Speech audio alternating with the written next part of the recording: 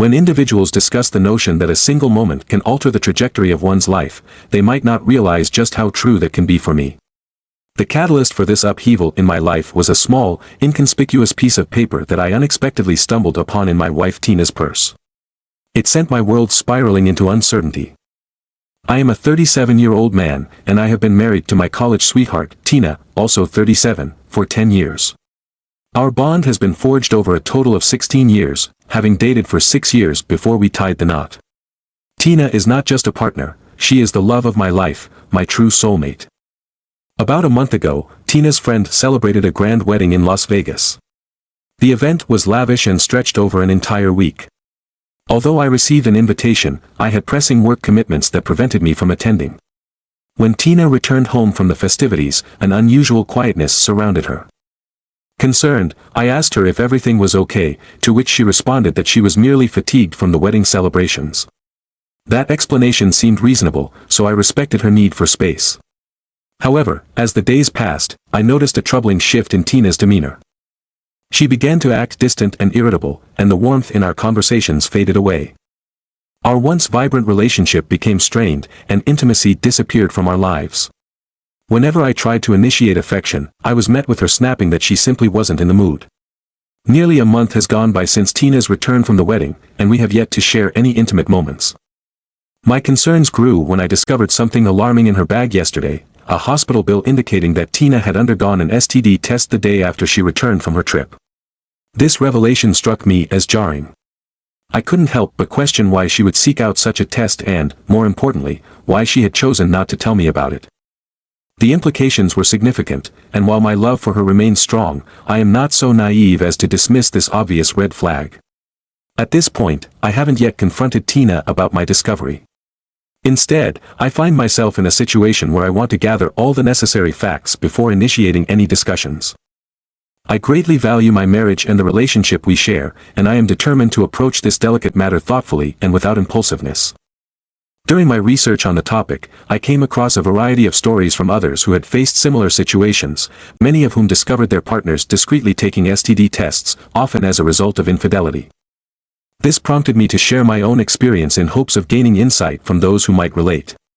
I must admit, a sense of guilt washed over me when I made a choice that felt intrusive just a few days ago. I decided to go through Tina's phone without her knowledge. I combed through her messages and call logs, searching for anything that might indicate infidelity. To my surprise, everything appeared to be clean and unblemished. I even looked into her social media accounts with the same intention and found nothing that raised suspicion. Now I am left in a quandary, torn between feeling guilty for doubting her integrity and reassured that my vigilance is warranted. The thought of reaching out to Tina's friends who attended the wedding crossed my mind, but because it was her school friend's wedding, none of our college friends were present.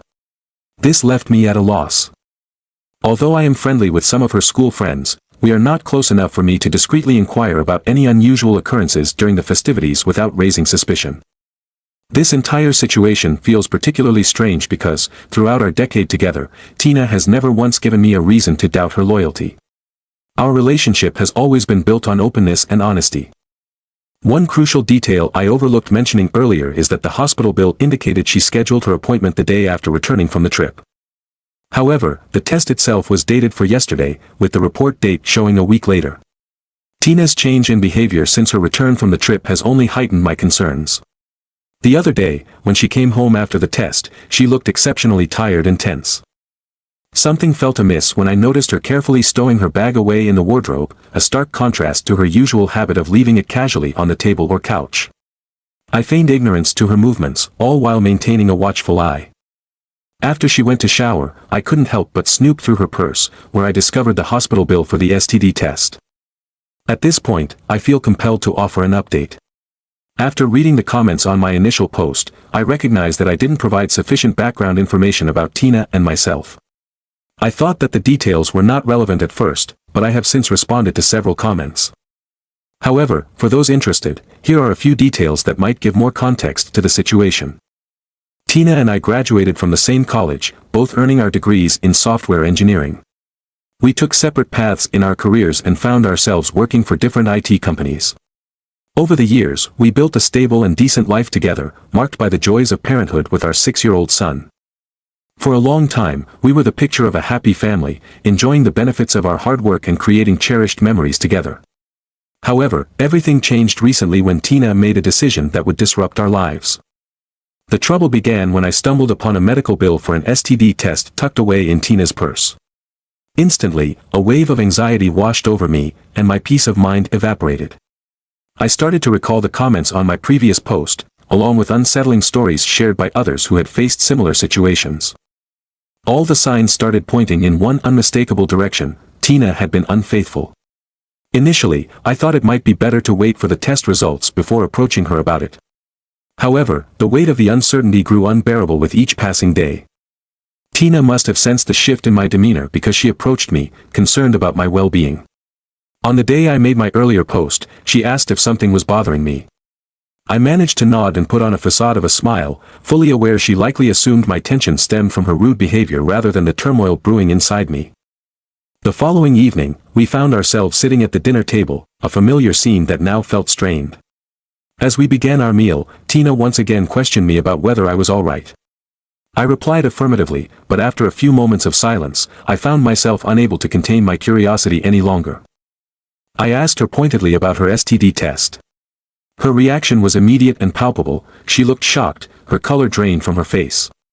When I pressed her further, repeating my question, she turned pale and wanted to know how I found out. I replied that it didn't matter how I knew, but it was clear we needed to address this. In that tense moment, she fell back on the classic line, "I can explain." I fixed my gaze on her, silently urging her to do just that. With a deep sigh, she took a breath, and I watched her closely, waiting for the truth to unfold. It didn't take long before she was in tears, her sobs echoing my growing despair. My heart sank as I realized my worst fears were likely confirmed. Tina grasped my hand, urging me to trust her, but I told her that I could only trust her if she was completely honest with me. Instead of responding verbally, she shifted her chair closer and leaned her head against my shoulder, gripping my arms tightly while she cried. In our 16 years together, I had never been able to let her cry alone. Even the smallest sign of tears would prompt me to wrap her in a comforting hug. But this time, I remained unmoved, feeling an icy detachment wash over me. Once she had emptied her emotions, she finally released her grip and confessed everything. The affair had occurred during her friend's bachelorette trip, which kicked off a week of wedding festivities. The first leg of the celebration took place in Las Vegas, where the event planner had arranged for dancers and male escorts. I listened in disbelief as she revealed that, although her friends indulged from the outset, she had initially resisted the temptation to join in. She explained how her friends had pressured her, convincing her that, after 16 years in our relationship without any infidelity, she should try something different. They described how these escorts offered unique experiences, and eventually, the pressure became too much for her to bear. Tina finally agreed to an explicit massage, thinking it might be a harmless way to cope with the peer pressure. Despite her initial reluctance, she recounted how the massage quickly escalated. The escort's intentions turned from relaxation to something much more compromising. She fought back at first but ultimately succumbed, believing that since she had already crossed a line, there was no point in stopping. The confession continued to unravel as she shared that, emboldened by a sense of acceptance from her friends, she had plunged deeper into a world of infidelity she had never before considered. While I appreciated her honesty in revealing the truth, I was keenly aware that I couldn't forgive her betrayal, not even once. I sat there, numb, struggling to process the gravity of what she had just disclosed. I sensed a monumental shift in my life the moment the woman standing before me confessed her betrayal. Tina, the love of my life, had shattered the trust that formed the cornerstone of our relationship. The anguish of her deception cut deeply, amplifying the emotional tumult I was already grappling with. I had been rendered speechless, trapped in a whirlwind of shock and disbelief, until Tina gently nudged me, urging me to break my silence. She reached out to grasp my hand, trying to lift my face and coax me into engaging with her, but I recoiled, burying my face in my hands in search of solace. After a suffocating silence, I finally mustered the strength to look her in the eye and declared my intent to file for divorce. Her reaction was one of disbelief. She pleaded with me not to make such a hasty decision, citing our son as a reason to reconsider. But her words felt hollow, a thin veil over the reality of her actions. If she truly valued our family, I argued, she would never have strayed so far from the vows we took. With a rush of anger and hurt, I snatched my car keys and stormed out of the house, disregarding her desperate attempts to follow me. I needed refuge and clarity, so I drove to my friend's place, a man who was navigating his own recent divorce, a story that was complicated in its own right. Once inside, I succumbed to a drinking binge, drowning my sorrows until the alcohol overwhelmed me, leading to an unceremonious blackout. The next morning, I called in sick to work while my friend headed out to his office. I languished on his couch, my mind a chaotic swirl as I scoured the internet for divorce lawyers. It was during this search that I stumbled upon a familiar name. One of the lawyers had been a junior during my school days and, as luck would have it, he was connected to me via Instagram. I quickly sent him a message, and to my relief, he replied within a couple of hours. Sensing the urgency in my request, he called me back within half an hour. Unfortunately, his next available appointment was 4 days away, but knowing each other from school, he offered to meet up that evening for a drink. I accepted without hesitation, eager to take the next step in this painful journey. So, from the moment Tina confessed her infidelity, I was now already on my way to discussing divorce just a day later with a lawyer. During our conversation, he recommended I take some time to reflect on this life-altering decision, perhaps allowing my emotions to settle before moving forward. However, I assured him that my mind was made up after careful consideration. I spoke openly about my terms for the divorce, and he promised to initiate the paperwork right away. I also asked him to expedite the process, desperate to navigate this storm as swiftly as possible. While to an outsider, my determination might seem rash, it was rooted in profound love for Tina, counterbalanced by an unwavering commitment to my self-respect. Trust had been the bedrock of our relationship, and to have that trust broken was a monumental betrayal. The following day, I returned home, thinking I would find her at work, only to discover she was actually home. Tina's demeanor had shifted drastically in the short span of a few days. As soon as she saw me, she rushed toward me, desperate for a hug and inquiring about my absence over the last 2 days and my lack of response to her calls and messages. Internally, I wanted to push her away, but the fragility she exuded stopped me. I allowed her to hug me, but I stood rigid, offering no warmth in return. She kept apologizing profusely, but my emotional wall remained intact. Gently, she cradled my face in her hands, imploring me to speak, lamenting how unbearable my silence was for her. I redirected the conversation to our son, asking where he was, and learned she had taken him to my parents' house for a few days.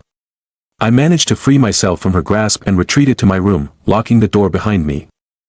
I knew if I let her in, she would obstruct my attempts to pack, so I hastily gathered essential items, a few changes of clothes, my laptop, tablets, and anything else I deemed necessary. When I was re-emerging from my room, I saw her in the kitchen. She tried to follow me outside, attempting to stop me, but I refused to look back as I drove away. Checking into a hotel became my temporary refuge, but I felt an irresistible urge to see my son, so I made my way to my parents' house. I craved a confidant in my parents, but something stopped me from sharing the full extent of my turmoil. It's been nearly a week now, and I'm working from the hotel, having secured permission to work remotely for this month.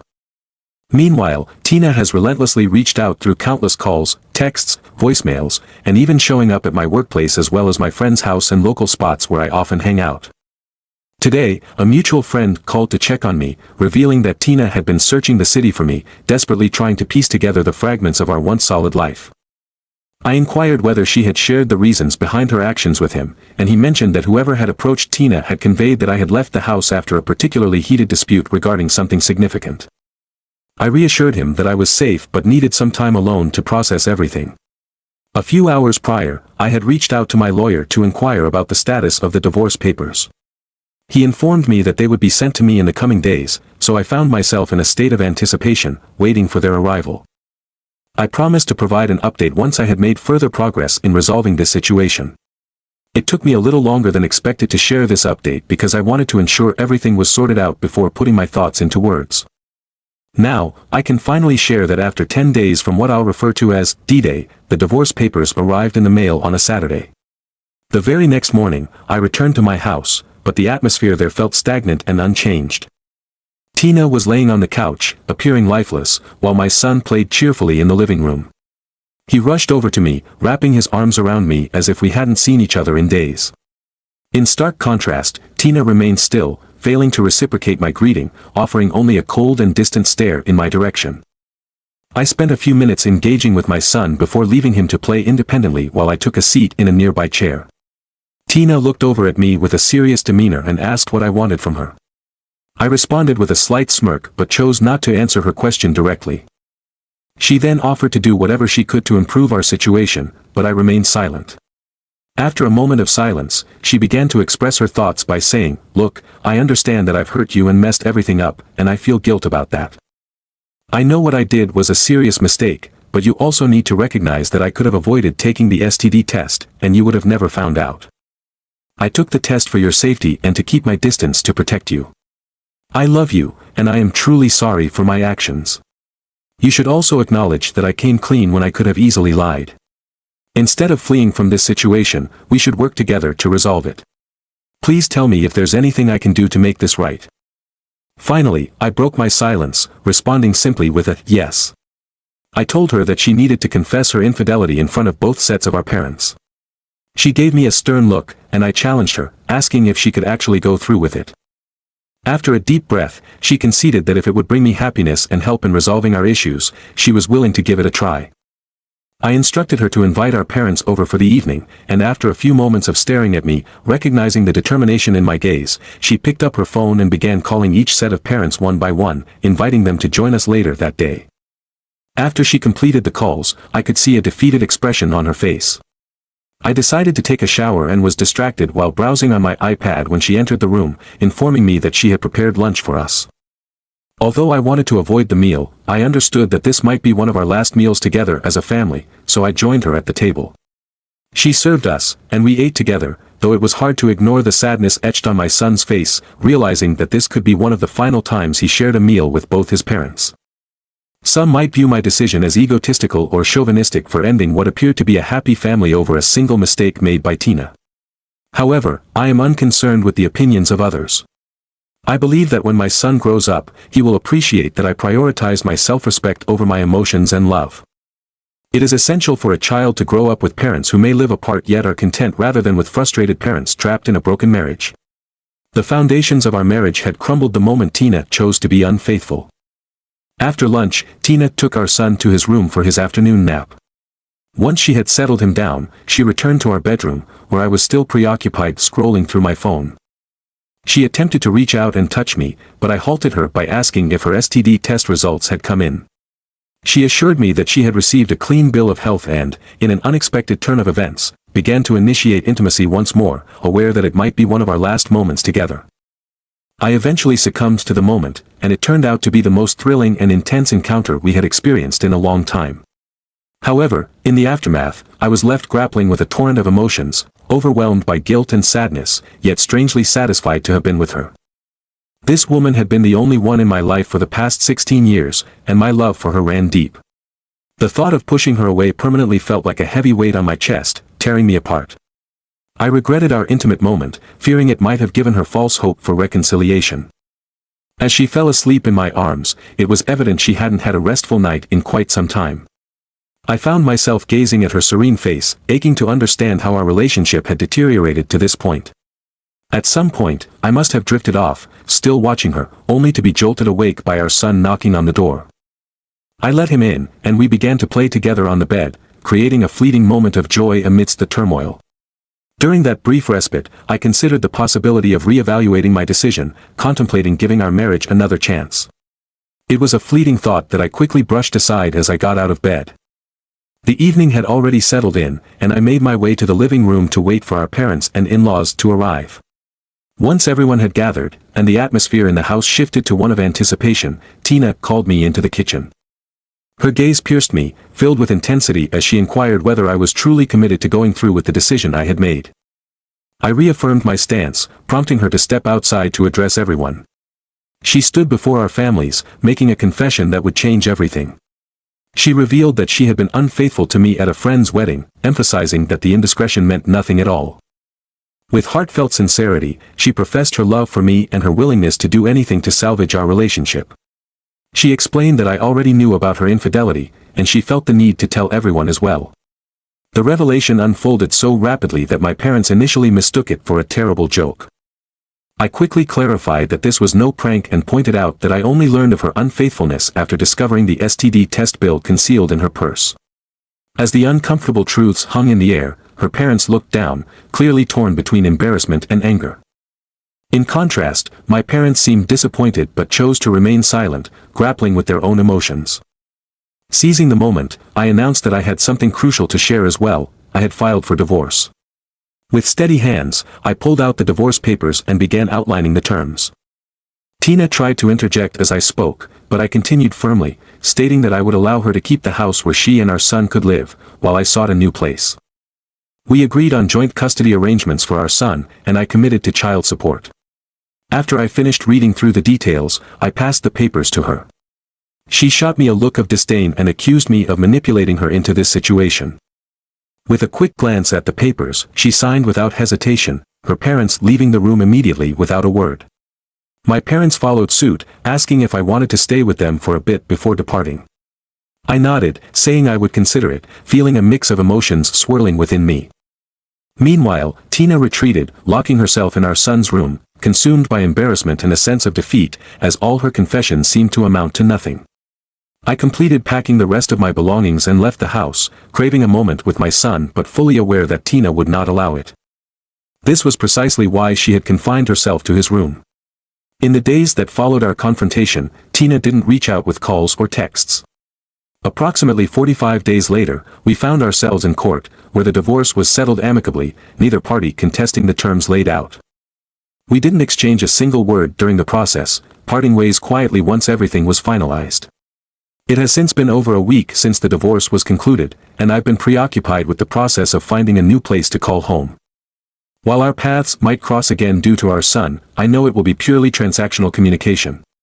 Despite everything, a sense of emptiness and frustration lingers within me, knowing that I have hurt and humiliated her. Perhaps we both got what we deserved. With that chapter closed, it's time to move forward to new story, new experiences, and whatever lies ahead. Second story. About 3 weeks ago, I received the devastating news that my wife, Rose, who is 27 years old, and whom I've been married to for less than a year, had been unfaithful to me. Our relationship began with both of us carrying the weight of past heartbreaks. When Rose and I started dating, she confided in me that she had just come out of a 3-year relationship with her ex-boyfriend and was currently enjoying single life. Coincidentally, I was also single at that time, having endured a previous relationship that left me emotionally bruised. We bonded over our shared experiences and made a mutual promise to each other: we would never cheat or do anything to cause each other pain. I was determined to uphold my side of this sacred vow, holding on to the hope that Rose would do the same. After dating for 2 years and a few months, we decided to tie the knot. Being with Rose was a joy like no other. She had a unique ability to lighten up any room with her humor. The beginning months of our marriage were nothing short of a dream filled with laughter and joy. I looked forward to every moment I could spend with her. Rose worked as a social media influencer, managing her online store, while I was engaged in my career as a data analyst at a prominent tech company in our town. There were certainly moments when my job demanded more of my attention, and I couldn't always keep up with our promised dates. It wasn't uncommon for me to miss a couple of social plans in a month due to work obligations or simply forgetting about an event we had planned to attend together. Each time I slipped up, I made an effort to make it up to her. Bringing home her favorite treat, Snickers, was a surefire way to put a smile back on her face. About 6 months into our marriage, my workplace offered a new remote work arrangement, 3 weeks of working from home followed by 1 week on-site. I was thrilled by this development because it meant I could finally spend more quality time with Rose. She was equally excited about my new schedule, as her role as a social media influencer also allowed her to work remotely. The initial weeks spent working together from home felt like a return to the golden days of our early relationship, and I was optimistic that our connection was growing stronger. However, as the weeks rolled on, I began to notice a troubling change in Rose's behavior. It was typical for her to be glued to her phone, given her influencer job, but lately, her actions seemed more secretive. Whenever I approached her while she was using her phone, she would quickly switch between apps, as if she was trying to hide something. Even when I was a short distance away, her body language and the hurried movements of her fingers told a story I was increasingly uneasy about. Additionally, if she heard my voice or spotted me coming her way, she would hastily close her laptop and pretend not to be using it. These reactions unfolded in swift succession, and unbeknownst to her, I was taking note of all this. Eventually, my growing frustration compelled me to confront her about my worries. When I brought it up, she dismissed my concerns, labeling me as paranoid and assuring me that she had nothing to hide. That day, she was working on her laptop and even invited me to look at it to alleviate my suspicion. I reluctantly agreed and, upon inspection, saw nothing alarming, only seemingly standard work-related conversations from her social media accounts. This was the first time during our relationship that she had so openly allowed me to check her chats. In all the time we had been together, we had mutual access to each other's phones, but I never felt the need to pry into her client chats, respecting her privacy and trusting her completely. Her newfound willingness to share her laptop activities and phone conversations struck me as unusual, raising significant red flags in my mind. It felt almost as if she was trying to distract me by showing me only what she wanted me to see. I was no fool, I had learned to pick up on signs when someone was being disingenuous. The cautionary tales I had come across on Reddit echoed in my mind, fueling a sinking suspicion that Rose was hiding something from me. I decided to hold off on confronting her about what I suspected was secretive behavior related to her phone and laptop. I thought it would be wiser to keep a close watch on her actions for a few days before making any accusations. I wanted to be sure that I had solid grounds for my concerns, rather than jumping to conclusions without real evidence. A few days after our earlier confrontation, Rose organized a small get-together at our home, inviting some of her influencer friends over. The atmosphere was lively, and we all had a great time enjoying delicious food, sharing laughter, and engaging in conversation. However, despite the festive mood, I couldn't shake off the feeling that Rose seemed somewhat distracted. Throughout the evening, even while we were all enjoying our meals and the overall camaraderie, she frequently took moments to text someone. It happened often enough that even her friends began to notice her divided attention. Eventually, one of them, curious about her persistent texting, asked about the person she was constantly in touch with. At that point, all eyes were on Rose, prompting her to place her phone on the table, flash a forced smile, and explain that her messages were related to work. She claimed to be finished with that part of her day. After that, the topic shifted back to the dinner, and we continued eating without any further probing into her phone habits. Later that evening, after our guests had left and we were in the process of tidying up, Rose unexpectedly brought up the topic of the client she had been messaging during dinner. She mentioned that this particular client had proposed a year-long collaboration for her to become a brand ambassador for a skincare product. Normally, discussing work and clients would be entirely normal for us as a couple. However, this felt rather strange because Rose generally kept her professional dealings separate from our conversations. She usually handled her work independently, and I did the same, so her sudden openness about this specific client caught me off guard. It felt as though she was trying to justify her prior behavior and preempt any questions I might have about her phone usage. In response to her sharing, I chose not to delve into deeper questions. I simply offered a smile and nodded, pretending to engage in the conversation while my mind raced with myriad thoughts. Although I held the belief that I wouldn't find any concrete evidence of infidelity if I looked at her devices, the unsettling memories of my previous relationship, where I had been cheated on, lingered. Even though I professed my love for Rose and trusted her, there remained a part of me on high alert for any signs that could indicate a breach of fidelity. I scrutinized everything around me carefully, even the most ordinary aspects, determined not to overlook any potential red flags as I had before.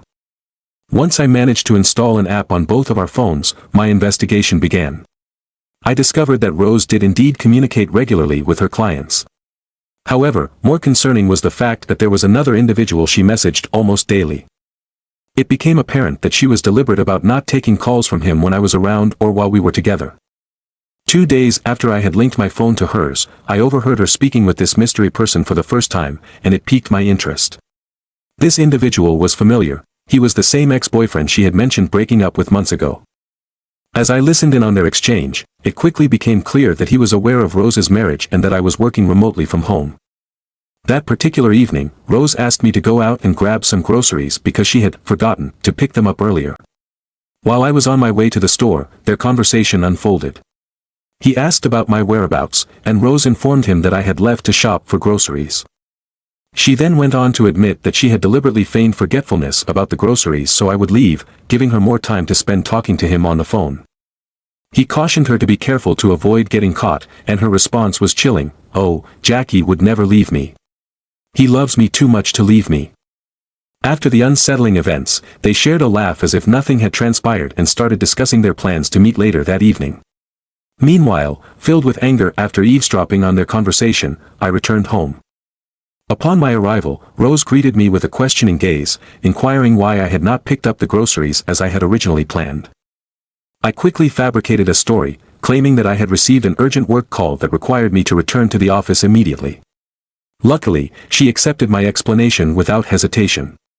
By the time I reached home, Rose had already prepared herself, applying makeup and selecting her outfit for the evening. She casually mentioned that she would be meeting up with a few of her girlfriends and confidently expected to return before midnight. She leaned in and kissed me on the cheek, her sincerity almost convincing, before she left the apartment. No sooner had she departed when I felt the urge to tell one of my friends about the unsettling revelation I had stumbled upon. Without wasting any time, I reached out to him, and he offered to accompany me to the restaurant where Rose and her boyfriend were set to meet. Upon our arrival at the restaurant, we were met with a scene that would stay with me forever.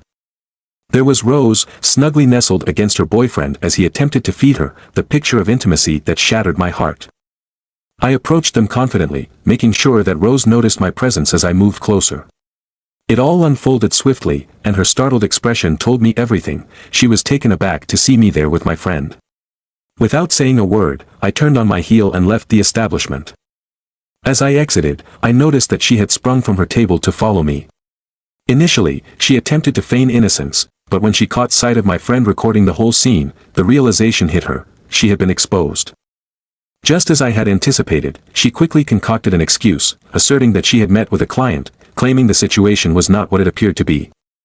I chose to remain silent, allowing her words to hang in the air while my friend and I drove back home. Rose arrived shortly after we returned, entering the house with an air of desperation as she tried to engage me in conversation. However, my focus was solely on gathering my belongings. Since we were co-tenants in the apartment, I lacked the authority to simply evict her, even if I had wanted to. Instead, I hurriedly collected my essentials and left with my friend later that night. Following that eventful evening, Rose inundated me with a barrage of messages and incessant phone calls, desperately seeking to reach me. After weeks of ignoring her attempts to contact me, she finally resorted to sending voice notes filled with yet more falsehoods. In her latest attempt to smooth things over, she claimed that her ex-boyfriend, the one with whom she had been unfaithful, wanted to introduce her to a significant client, which justified their meeting.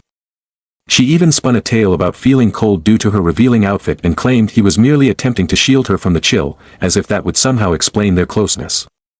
What she failed to realize was that I had synchronized our phones, allowing me to keep tabs on their conversations, providing me with a continuous window into her deceitful life.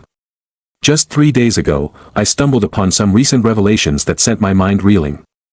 It appears that Rose has been engaged in a contract for over 2 months, one that comes with a handsome paycheck. Intriguingly, I discovered that her affair partner was an employee of the very brand she was endorsing, lending a dubious credibility to her earlier claims. Furthermore, I learned that they had been disparaging the very products from the company she represented. It seemed their romance had rekindled the moment he re-entered her life.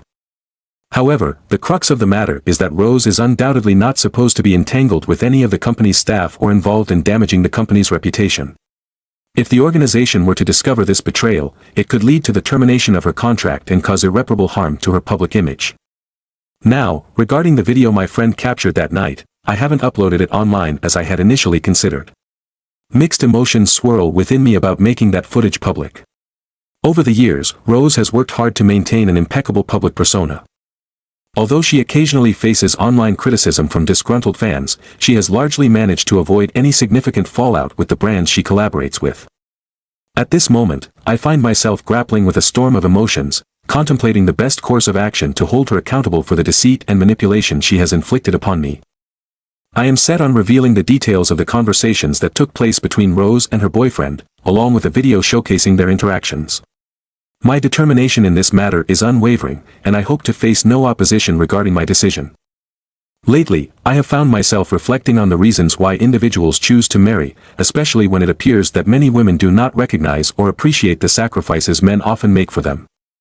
In Rose's situation, I had envisioned a future where we would build a family together, yet it has become increasingly clear that she is akin to many women who wish to enjoy the best of both worlds without fully committing. As I continue to process this situation, I've come to an unfortunate realization through various updates and feedback that many influencers experience a high rate of infidelity. My choice to marry Rose was based on my belief that she was the one for me. Beyond her profession, it was her character that drew me in. We spent nearly 3 years together, taking the time to truly understand one another before deciding to marry. During that time, Rose assured me repeatedly that she had completely severed ties with her ex-boyfriend and would never even consider the possibility of rekindling that relationship, even if he were the last man on earth. Foolishly, I took her at her word, believing that I knew her well. As soon as doubts began to creep in, I promptly took action. Had I chosen to wear the blinders and play the role of the trusting husband, perhaps I would still be stuck in a situation where I naively assisted her in selecting outfits for her nights out with friends. Now, regarding my plan for revenge, I have made strides in that direction. I shared a video that captured Rose and her affair partner at a restaurant, where their intimate interactions were evident. This revelation did not sit well with her followers, many of whom labeled her a cheater. I also exposed their conversation, which included disparaging remarks about the brand they were promoting. The fallout was swift, as the company associated with her took immediate action and terminated her contract. Furthermore, Rose and her boyfriend made derogatory comments about a particular product she had been endorsing, claiming that the company was deceiving consumers with subpar merchandise. This prompted Rose to issue a public apology, retracting her previous statements and dealing with the inevitable fallout from the company. The consequences of her actions were substantial. Not only did she damage her reputation with the initial brand, but other companies also severed ties with her as news of the video and their exchanges spread. She found herself in an untenable position, with her career in shambles. Beyond the damage to her professional life, the headlines surrounding her infidelity only compounded her troubles. It was oddly satisfying to have friends reach out, seeking confirmation of what they had seen online, and I was able to validate the authenticity of the video. Prior to sharing all of this publicly, I made sure to inform her parents, which served as a formal indication that our relationship had come to an end. In that communication, I expressed my thoughts on Rose, labeling her actions as a disgrace not only to herself but to womanhood as a whole. After that, I blocked their numbers to avoid further contact.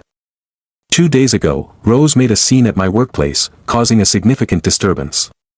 I had to inform security that I did not wish to engage with her, but she refused to leave the premises despite not being allowed inside.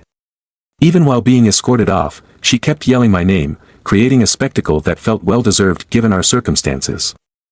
Since I moved out of our shared home, I had not seen her in person, but I have been keeping an eye on her social media accounts to track how her situation has unraveled. Thanks to everyone who has provided support and suggestions during this time. I plan to share another update soon. It has been over a week since my last communication, and while I intended to wait until the divorce was finalized before providing more details, events have taken a significant turn just yesterday. Rose found out I was the one who shared the conversation and video online, likely due to her parents telling her, although I can't say for sure. When she arrived at the house of a mutual friend where I had been staying since leaving my apartment, she was absolutely furious. Upon her arrival, she launched into a tirade, shouting accusations at me and claiming I had ruined her life. In the heat of her anger, she vowed to ruin mine in return.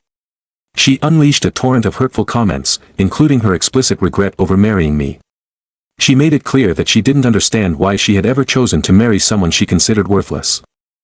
As her language became increasingly abrasive, her anger intensified when she realized my friend was recording her. Fueled by this rage, she picked up a large stone from my friend's lawn and threw it at the window where my friend was filming. The stone shattered the window dramatically, causing my friend to instinctively pull his phone back inside the house. At that moment, I was seething with fury and decided to confront her outside. During our tense exchange, she reached for a small penknife and, right in front of me, slashed all 4 tires of my car. It was a shocking display of destruction. After damaging my tires, she used the knife to carve a long scratch from the front door to the back door of my car, taunting me with a smug, "How do you like your new car now?" before leaving. I had never been so furious in my life. As a result of her actions, my car was rendered immobile until I could replace all 4 tires, and the unsightly scratch marred its appearance. My friend, a witness to the entire incident, strongly urged me to take legal action against her. He had recorded everything from inside the house and also intended to file a lawsuit against her for the damage to his window, showing he was quite serious about holding her accountable. Consequently, I made the decision to pursue legal action against Rose. I refused to let her escape the consequences of her actions. She would be responsible for the full cost of replacing all the tires and restoring the paint on my car. On the social media front, Rose had been notably quiet for some time. The frenzy surrounding her infidelity and the fallout from disparaging the brand she had endorsed had died down. She had not been engaging in her usual Instagram live videos, reels, or other activities. Many of her followers had unfollowed her, expressing disbelief that she could engage in such behavior, especially in what was supposed to be the honeymoon phase of our marriage. Commenters remarked how they once envied our union and how Rose had portrayed us as the ideal couple online. Nevertheless, what's done is done. I would not tolerate infidelity just to uphold a false image of perfection for the sake of strangers. I will provide another update once everything has been resolved. Thank you for your time. Update 3. It's been a while since my last update, and I wanted to hold off until everything was settled before posting again. I appreciate your patience and support regarding my legal action against Rose for the damages she caused. I am excited to share this update because things have unfolded just as I had hoped. My friend and I pursued legal action against Rose, and the court ruled in our favor. It's hard to believe that Rose even tried to deny breaking my friend's window and slashing my tires. She went as far as suggesting that her actions were motivated by jealousy because she left me for her ex-boyfriend and accused me of sabotaging my own car to frame her. It appeared she forgot that my friend had recorded everything, and that video contained all the evidence we needed. When we informed the judge about the existence of the recording, she requested to see it. After watching the footage, the judge quickly realized that Rose had lied. It was evident she was irritated with her attempts to spin the narrative. The judge then asked for an estimate of the costs to replace all 4 tires and repair the damage to my car's paint, which I had prepared beforehand, following your suggestions for a comprehensive estimate. On the same day, Rose faced a separate case with my friend over the broken window. The judge wasn't having any of her lies or defenses. After watching the video that captured Rose's aggressive behavior, particularly the moment she hurled a stone at my friend's window, the judgment ultimately favored my friend. This outcome left Rose visibly upset, and I must admit that there was a certain satisfaction in witnessing her frustration unfold.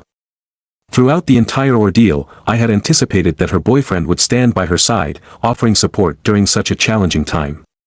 However, to my surprise, he was nowhere to be found, which only added to the drama of the situation. 2 weeks following the court's decision, the divorce papers were finalized and ready for her signature. I instructed my lawyer to send them directly to Rose, and she wasted no time in signing what was necessary to conclude our dealings.